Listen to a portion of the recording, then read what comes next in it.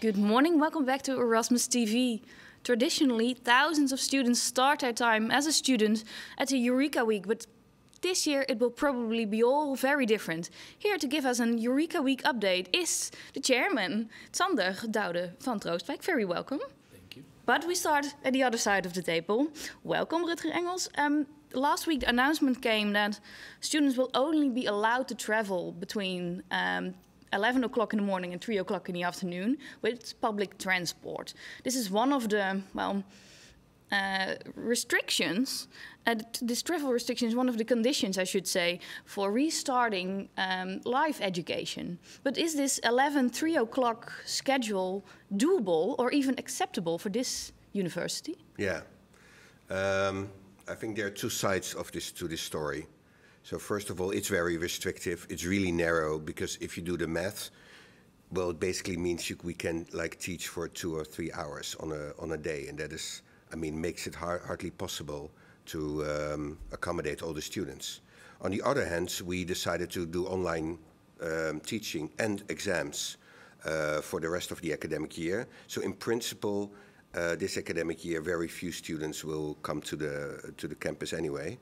The problem is, however, next academic year is when we start up the hybrid form of education, and then it's essential that we open up more because otherwise we can't accommodate. We can accommodate only a few % of the students. So we definitely are making a strong plea to the ministry to also have this kind of agreements on public transport as local as possible. We are, it's different here than in Groningen or Maastricht. So we have to. Our plea is to make the arrangements locally. Yeah, well, we know she sometimes watches, so hopefully you will take it into account. Sander, back to you. You already announced that Eurekaweek will go on this year, and with a lot of adjustments, I should say. So I could ask you, what will be different? But I think I should probably ask, is there anything that will be the same? Well, in essence, the Eurekaweek still remains the same because the pillars we stand for, so for prospective students to get to know the city of Rotterdam, the Erasmus University, and student life, that's still what we're aiming for. It's just the way that we're doing it this year, or the way that we're aiming for reaching those goals, that's what's going to be different. So yeah, there will be big differences, but it's still the 3 pillars that we're aiming for. Yeah, but before we talk furthermore on Eurekaweek 2020, let's first take a look back at 2019. This is the Eurekaweek as we were, all familiar with. I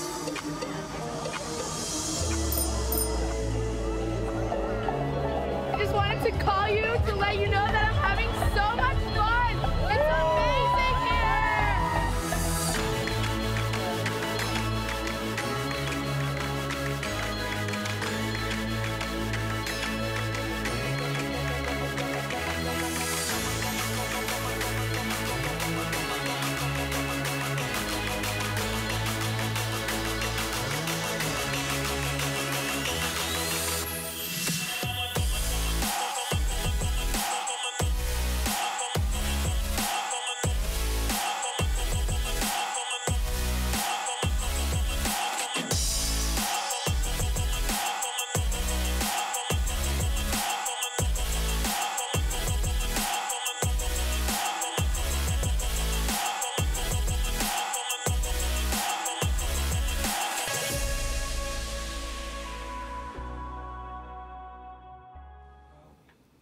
Does it already feel weird to see such a crowded event? Yeah, well, it's been a while, right, since we've been able to go to these big events. But does it feel weird? Well, not necessarily, no. Yeah, and your goal is to achieve a Eurekaweek that's blended, so online and offline. But what kind of offline events are you planning? Yeah, so what we're doing this year is indeed a blended Eurekaweek, and it's online because it's possible, offline if it's possible. So the offline events, it's as long as we take into account the measures taken by the government, we want to organize as much events, or as much activities, I should say, as possible. And you can think of tours throughout the city, picnics, tours through buildings, of course, taking the 1.5 meter restriction or rule into account. You keep telling us about the pillars, you know, getting to know the city, the university, each other. But is that even possible with, well, the 1.5 meter distance? Because Eurekaweek is all about getting to know each other and perhaps some partying, a little bit perhaps. But is it even possible if you would have to take the distance into account?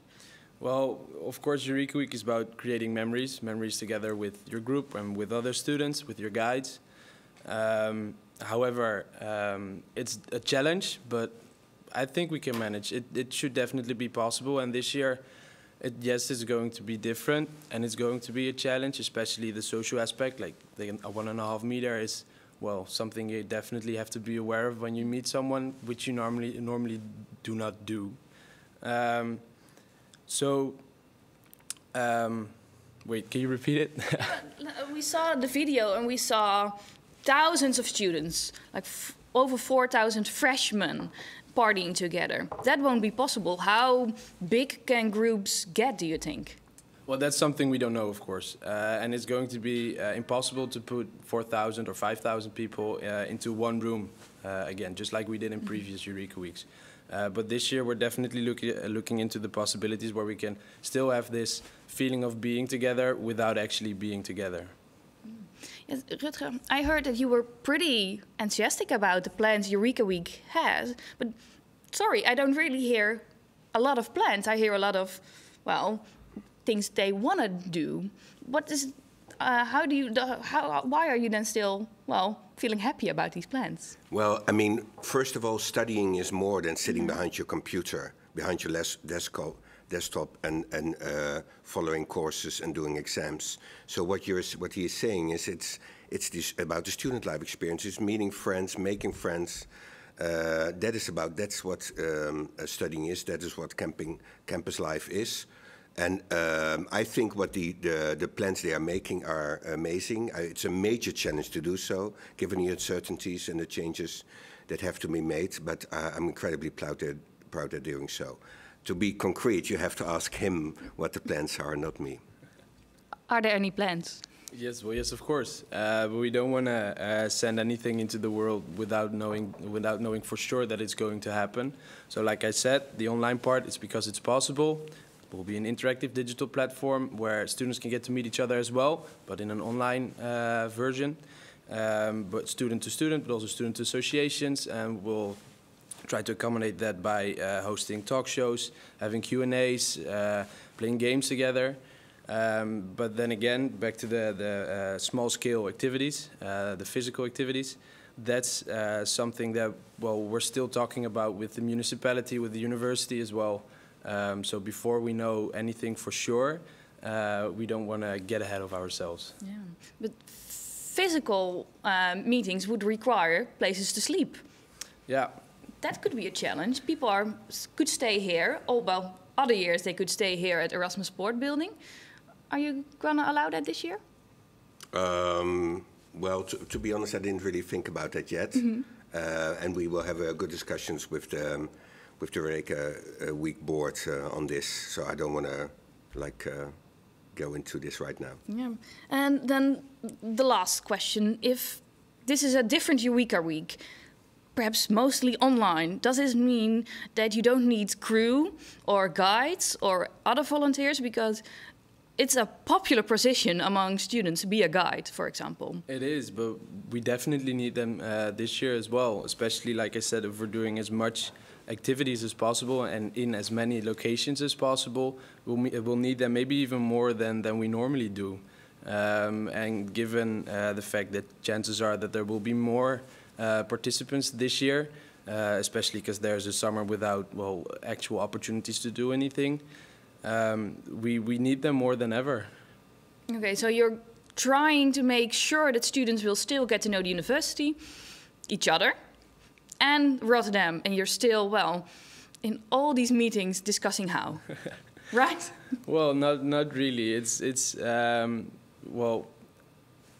The meetings are constructive, of course, but it's hard giving the uncertainties, like Rutger said, to give a certain moment in time when we know for sure, when we know everything.